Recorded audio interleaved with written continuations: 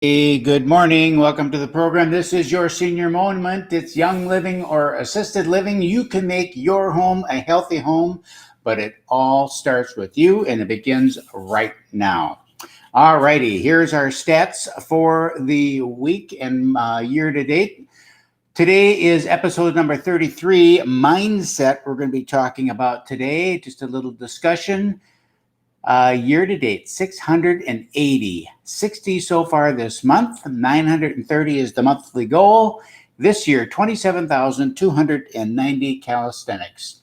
I invite you to check on our link tree in the bio. You can see what we're involved in and what we're up to, and you can also use the links to jump to areas that, of course, interest you. Free products, free samples, free downloads, more stuff coming each and every day.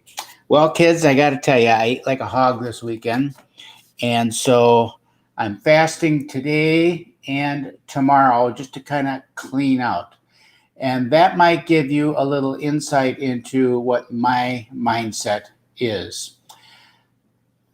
There are teachers and preachers and screechers all writing books, giving lectures, and preaching on the good word on mindset. There's whole schools that discuss mindset.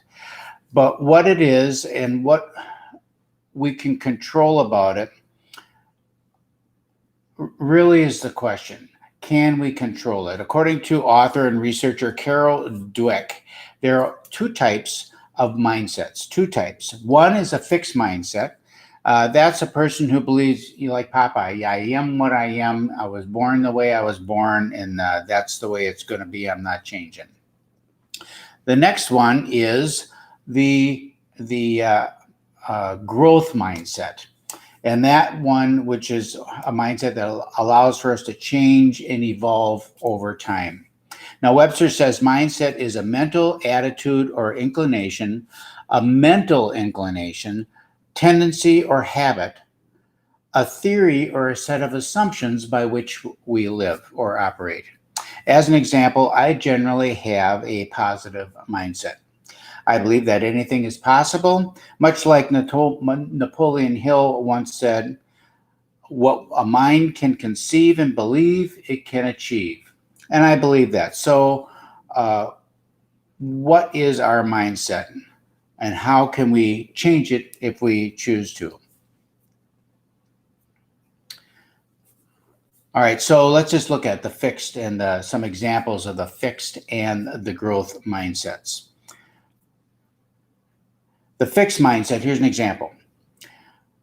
That's just who I am. I can't change. That would be an example of a fixed mindset. A growth mindset would take that same thing and say, I am constantly living work in progress and I can change and adapt. A fixed mindset says that if you have to work hard at something, then you really don't have the natural ability in that area. The growth mindset would say, the more you challenge yourself, the smarter you get, and you gain the ability to do the specific task. The fixed mindset would say, if I don't try, then I won't fail. The growth mindset says, I only fail when I stop trying. A fixed mindset has more of a scarcity mentality. Their daily actions, activities, and work tend to reflect that mindset. And a growth mindset, on the other hand, has an abundance mentality. And similarly, their daily actions, activities, and work will tend to reflect that.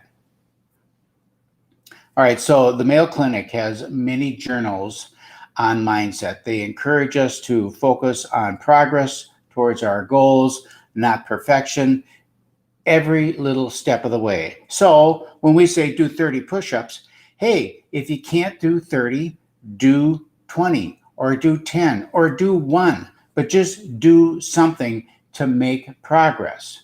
Don't just say all or nothing. If I can't do 30, well, then I can't do it. Or I missed a day last month, so I'm out. I missed a day, I'm out. No, don't do that. Start today. Every day is a new day.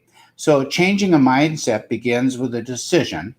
I'm going to start today to make a change. I'm going to do my push-ups and increase my physical activity so I feel better. but it must be followed by an action. You got to do the push-ups. That action is the glue that holds the change in place. Now, we've been doing this now for 33 days. This is our 33rd day. Now, that's, we're starting to create a habit now of this activity, and it works for anything that you can think of. So let's just take an example. This pandemic has revealed the mindset of a nation and its people. Think about it. The reaction or overreaction by some, and the denial of the serious nature of the event by others. This is going to be a case study. I mean, you stop to think about it. This is going to be a case study. We're going to be studying this in the universities, the medical schools, the doctoral theses will be written on this study for the next 100 years. So what's the takeaway for us? Your mindset will determine your future.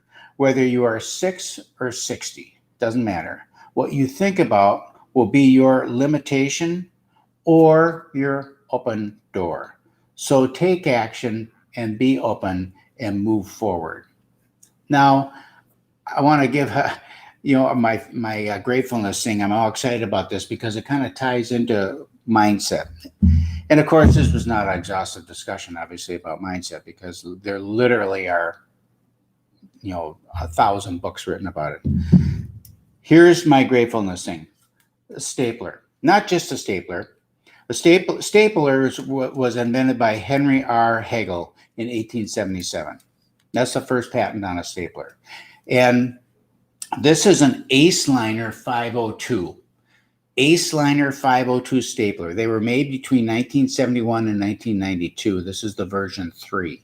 So this is a 1970s circa. I've had this thing forever. This has been in service for about 45 years. 45 years. It looks like it's new. I use it every single day.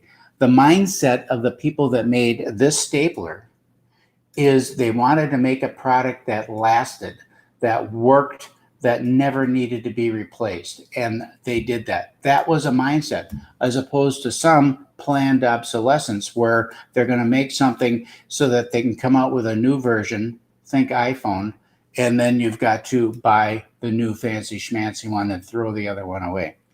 Here's another one. This is the companion staple remover. This is the Ace Model 600 remover. Now, these are made in Chicago, right? These things will work, and 50 years from now, they'll still be working. Wonderful. So I'm all excited about nerding out on the stapler. I got this information, by the way, from the American Stationer Journal of Antique, Vintage, and Modern Office Equipment. You believe that there's actually a journal about that, and Keith Areno found it. Okay, so let's wrap off. Take some action. We're going to wrap off 30 push-ups and then get on with our day. I've got my deep knee bends. I still got my sit-ups to do, but we're going to do 30 push-ups together right now. Okay, let's do them. 1, 2, 3, 4, 5, 6, 7, 8, 9, 10, 11, 12, 13, 14, 15, 16, 17, 18, 19, 20. 1, 2, 3, 4, 5, 6, 7, 28, 29, and